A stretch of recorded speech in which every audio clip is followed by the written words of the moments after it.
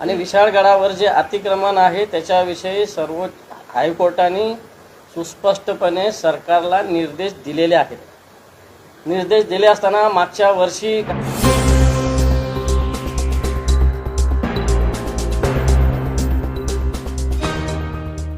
असल्यामुळे एखादा IAS अधिकारी जर मस्ती करत असेल तर त्याची जिरवली पाहिजे.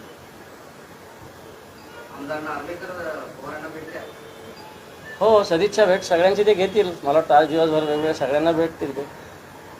विशाळगडाचा एक मुद्दा खूप गाजतोय पश्चिम महाराष्ट्रात. विशाळगडावरचा अतिक्रमण काढा म्हणून काल बराच गोंधळ झाला.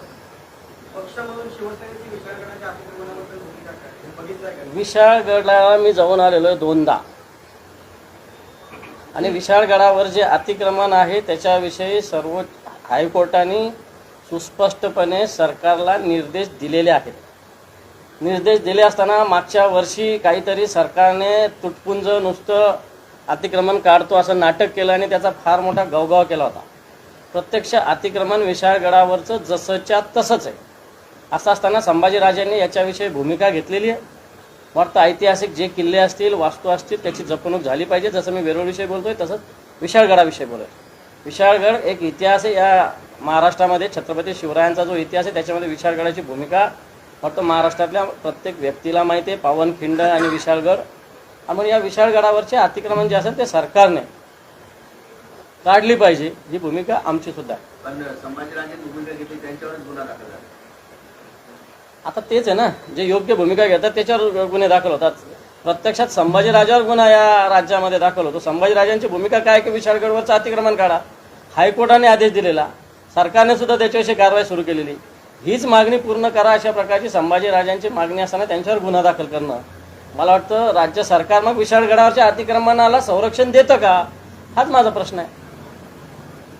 सुरुवातीला जे तडे गेले होते त्यानंतर MSRDCने मेघा इंजिनिअरिंग कंपनीला एक नोटीस पाठवली आणि 7 दिवसात उत्तर द्यायला सांगितलं. कशाला? मेघा इंजिनिअरिंग कंपनीने बरेच पैसे दिलेत सगळ्याच पक्षाला इलेक्ट्रॉल बॉन्डवर. तर त्यात काय होईल असं वाटतं का तुम्हाला 7 दिवसामध्ये नोटीस देऊन? हे पण मेगा इंजिनिअरिंग ही कंपनी सरकारने पाळून ठेवलेली कंपनी आहे. तुम्ही म्हणता सगळ्या पक्षाला, भारतीय जनता पार्टीला मेगा इंजिनिअरिंगचे सगळ्यात जास्त बॉन्ड या महाराष्ट्रात असो देशात असो मेगा इंजिनिअरिंग कंपनीने दिलेले आहे. आणि आजही अनेक काही कॉन्ट्रॅक्ट या मेगा इंजिनिअरिंग कंपनीला दिले गेलेले.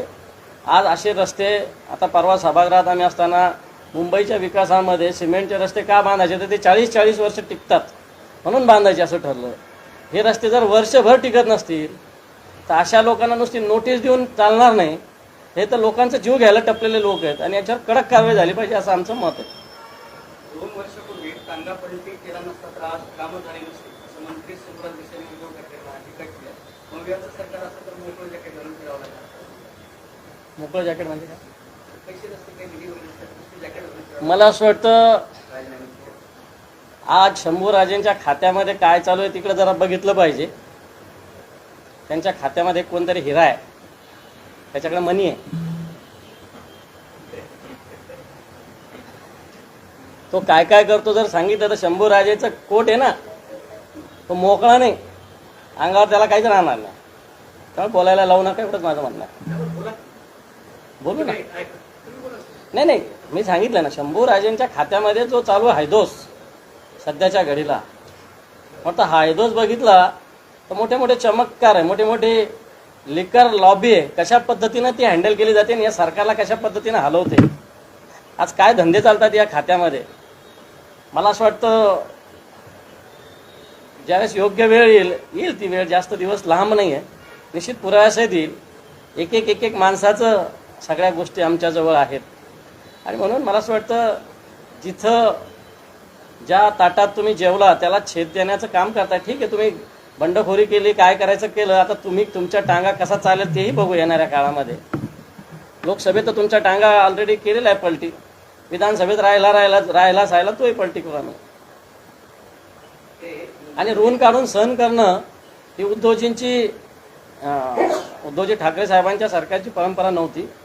आज यांच्या खिशात नाही आहे, आणा यांना बाजीराव म्हणा अशा प्रकारची स्थिती या सरकारची झालेली आहे. नुसतं टक्केवारीचं हे सरकार आहे. आणि त्याच्यामुळं मात्र उद्धवजी ठाकरे साहेबांवर टीका करण्याचा यांना नैतिक अधिकार कोणताही नाही. विधान परिषदेच्या निवडणुकीच्या अगोदरच्या रात्री महाविकास आघाडीची बैठक झाली, त्यामध्ये काही सोडण्याचा देखील इशारा दिला होता. त्यावर पवारांनी त्यांना कॉल केले, त्यांनी रिस्पॉन्स दिला नाही. ठाकरेंना असे बातम्या येत आहेत. काय करणार? बातम्याच आहे त्या फक्त, असं झालंय का? असं काही झालेलं नाही. अशी बैठकच झाली नाही तर धुसफूस व्हायचं काय. काँग्रेसची जी मतं फुटली, ते फुटलेली मतं त्यांच्यावरती कारवाई होण्याचे संकेत दिले जातात. अशोक चव्हाण सोबत जे काही होते ते सुद्धा आता त्याची नावं नाही, बरोबर आहे. आता काँग्रेस फुटली आपण प्रचार करतो, परंतु हे लोक तसे मनाने ऑलरेडी काँग्रेसमध्ये नाहीच आहे. आता समजा जिशान सिद्दीकी यांच्या वडिलांनी अजितदादाचा पक्ष जॉईन केलेला आहे. त्याच्यानंतर तो अंतापूरकर ऑलरेडी बिलकुल काँग्रेससोबत नाही आहे. असे अनेक 4-5 लोक आहेत.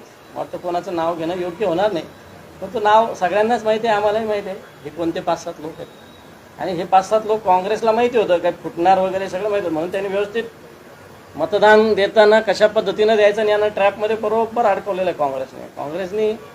नाना पटोले साहेब असतील, बाळासाहेब थोरात असतील, पृथ्वीराज बाबा असतील, सत्यजित पाटील असेल, या 4-5 जणांनी मिळून बरोबर ट्रॅप लावून त्या ट्रॅपमध्ये या लोकांना आणलेलं आहे. त्यामुळे ते क्लिअर झालेलं आहे. 13 तारखेला मराठा आरक्षणाबाबत सरकारने शब्द दिला होता. 14-15 2 दिवस झाले सरकारने कुठलाही संपर्क केला नाही. काय वाटतं सरकार मान्य झालं? हे पण सरकार सगळ्याच समाजाला एक गाजर दाखवतं. मराठा समाज असेल की ओबीसी समाज असेल, आणि याच्यामुळे सगळ्या समाजामध्ये नव्हे तर महाराष्ट्रामध्ये एक असंतोष निर्माण झालेला आहे. आज सरकार वेगवेगळ्या पद्धतीनं भूमिका मांडतं. देणार आहे का नाही देणार स्पष्ट बोलतच नाही. मराठ्यांना आरक्षण देताना आम्ही सगळे लोक सोबत होतो. नंतर तुम्ही सगळे सोयऱ्याचा अध्यादेश काढला, तुम्ही एकट्याने गुलाल घेतला अंगावर. मग त्या गुलालाचं काय झालं हा प्रश्न मराठा समाज विशेषतः मराठवाड्यातला विचारतोय. ओबीसी समाजसुद्धा विचारतोय की मराठ्यांना देणार तर आमचं काय होणार. सरकार त्यांचंही म्हणजे त्यांनाही गोंजारतंय. इकडे राज्याचे उपमुख्यमंत्री ओबीसी समाजाशी बोलतात, मुख्यमंत्री मराठा समाजाशी बोलतात. आणि त्याच्याविषयी माननीय उद्धवजी ठाकरे साहेबांनी सुस्पष्टपणे भूमिका मांडलेली आहे संभाजीनगराच्या मेळाव्यामध्ये. या सगळ्या गोष्टी होत असताना सगळ्यांना एकत्र होऊन या विधानसभेमध्ये प्रस्ताव मान्य करून केंद्र सरकारकडे लोकसभेत अशा प्रस्ताव मान्य केला पाहिजे, आरक्षणाची मर्यादा वाढवली पाहिजे, ही भूमिका घेतली पाहिजे, अशी भूमिका मांडली. दुसरं होत असताना मनोज जरांगे पाटील जे उपोषण करतात यांना सरकार सातत्यानं खोटं आश्वासन देतं. नुसते तारीख पे तारीख असं म्हणतील अशा पद्धतीनं आश्वासन देतं. प्रत्यक्षात सरकार याच्यावर कोणती कारवाई करत नाही आहे. आणि त्याच्यामुळं ज्या पद्धतीनं मराठवाड्यामध्ये मनोज जरांगे पाटलांच्या सभा झाल्या, रॅल्या झाल्या, त्याच्यामध्ये जनतेच्या मनात एक रोष निर्माण झाला. त्यांच्यावरच एक मुंबईत पोस्टर लावून आहे, त्यामध्ये उद्धव ठाकरे वडेट्टीवार आणि शरद पवारांचा फोटो आहे. त्याचं म्हणत आहे की सरकारने जी बैठक बोलावली होती त्या बैठकीला का गेली त्याचं उत्तर द्या. मला असं वाटतं उत्तर द्या. सरकार गुपचूप बंद दाराआड कोणाशी चर्चा करतं. ती चर्चा काय झाली ही भूमिका सरकारने आम्हाला विरोधी पक्षांना कळवली पाहिजे. आणि अधिवेशन चालू असताना अधिवेशनामध्ये आपण याच्यावर चर्चा करू शकतो. अधिवेशन चालू असताना सभागृहाच्या बाहेर कोणते निर्णय होणं अवघड असतं. याचा अर्थ आरक्षण मग मराठा असेल ओबीसी असेल यांना खऱ्या अर्थानं गुमराह करण्याचा प्रयत्न सरकार या माध्यमातून करत आहे. आणि सातत्यानं भूमिका मांडायची, ज्यावेळेस अडचणीत असेल त्यावेळेस विरोधी पक्षाला बोलवायची, अशा प्रकारची भूमिका सरकारची राहिलेली आहे. आमचं उलट सरकारला म्हणणं आहे की तुमची भूमिका काय एकदा आम्हाला कळवू द्या, मग आम्ही त्याच्यावर आमचं मत मांडतो. तुमच्या भूमिकेला आम्ही पाठिंबासुद्धा द्यायची भूमिका घेऊ, याच्यामध्ये जर तुम्ही सर्वमान्य तोडगा काढलात तर. आणि ही भूमिका मान्य उद्धवजी ठाकरे साहेबांनी संभाजीनगरच्या मेळाव्यात सुद्धा मांडलेली आहे. आणि वाटतं त्या भूमिकेवर आम्ही सगळे ठाम आहोत. ही भूमिका म्हणजे अधिवेशनात ती भूमिका काय मांडलेली मांडलेली. 2 दिवस बोलवलं झाला हां असा एक लोकांचा आक्षेप आहे हां की गोंधळ केला तुम्ही. आम्ही नाही केला. सत्ताधारी पक्षाने स्वतःचं मुखवटा झाकण्यासाठी अधिवेशनामध्ये गोंधळ केला. माझं आजही सत्ताधारी पक्षाला सरकारला आव्हान आहे की याच्याविषयी तुम्ही भूमिका स्पष्ट करा, एकदा क्लिअर करा, मग आम्हाला चर्चेला बोलवा. तुमची भूमिकाच काही क्लिअर करत नाही तुम्ही, आम्ही चर्चेला काय यायचं.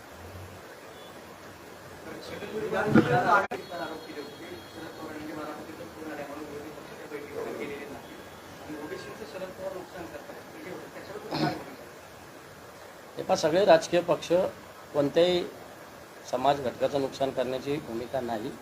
सत्ताधारी पक्षाचीच भूमिका अशी आहे, सुस्पष्टपणे भूमिका घेतली जात नाही. ओबीसी असेल मराठा असेल या दोन्ही समाज घटकांना एक फसवणूक राज्य सरकार करते. तर कर्जदारांच्या मतदारसंघात तुमचं जे टॅगलाईन परवा मिळालं त्या मतदारसंघात नक्की तुमचं बांधलं गेलंय का संघटन तुमच्या पुढच्या तुमचे उमेदवार कोण असं काही ठरलंय उमेदवार काय आत्ताच थोडी ठरवतो. तुमच्या लेखी उमेदवार आत्ताच पण आमच्याकडे इच्छुक 2-2, 3-3, 4-4 आहे सगळ्या मतदारसंघात. त्यामुळे उमेदवारी काय आत्ताच फार आधी थोडी ठरते. निवडणुका जाहीर झाल्यावर उमेदवारी ठरत असते. पण 75 दिवस राहिले आचारसंहितेला. हां, बाकीच्या पक्ष झाले का उमेदवार उमेदवारी म्हणून नाही.